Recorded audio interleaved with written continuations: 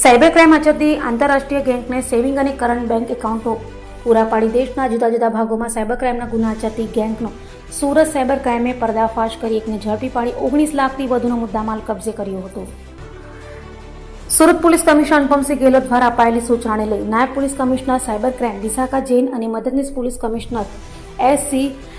ડેનિયલ્સના માર્ગદર્શન હેઠળ cyber crime police મેદાની હતી. ત્યારે સાયબર ક્રાઇમ આચરતી આંતરરાષ્ટ્રીય ગેંગને સેવિંગ અને કરંટ બેંક એકાઉન્ટો પૂરા પાડી દેશના જુદા જુદા ભાગોમાં સાયબર ક્રાઇમના ગુના આચરતી ગેંગનો સુરત સાયબર ક્રાઇમે પર્દાફાશ કરી મૂળ મહારાષ્ટ્રનો અને હાલ ડિંડોલી ખાતે રહેતા આરોપી ભાવેશ મનોજ સિંધેને ઝડપી પાડી તેના ઘરમાંથી 18,50,000 રોકડ અને મોપેડ અને વિવિધ બેંકોના ડેબિટ કાર્ડ, પાસબુક, 40 જેટલા સિમ કાર્ડ મળી 18,87,000નો મુદ્દામાલ કબજે કર્યો હતો.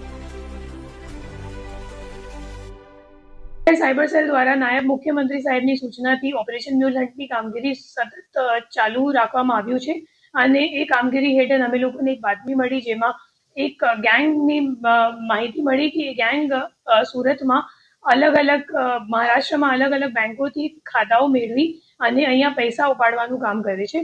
આ બાદની હકીકત મેળવતા અમે લોકોએ પરમ દિવસે એક રેડ કર્યું.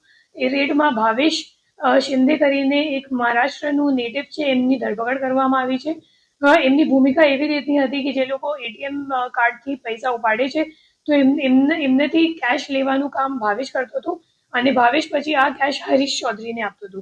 તો આપણી ટીમ પછી હરીશ ચૌધરીને ઘરે પણ ગઈ અને હરીશ ત્યાં મળ્યું નથી, પણ એમના રૂમમાં અમે લોકોને 18.5 લાખ જેટલું રોકડ રૂપિયા મળ્યું છે. એના સિવાય 9 ફોન અને કેશ કાઉન્ટિંગ મશીન, એના સિવાય 40 સિમ કાર્ડ અને કુછ 35 જેટલા અકાઉન્ટની માહિતી પણ મળી. 35 અકાઉન્ટમાં કુછ 56 ફરિયાદો NCCRP કમ્પ્લેન્ટ ઉપર દાખલ છે અને જે ફ્રોડની રકમ છે એ 47 કરોડ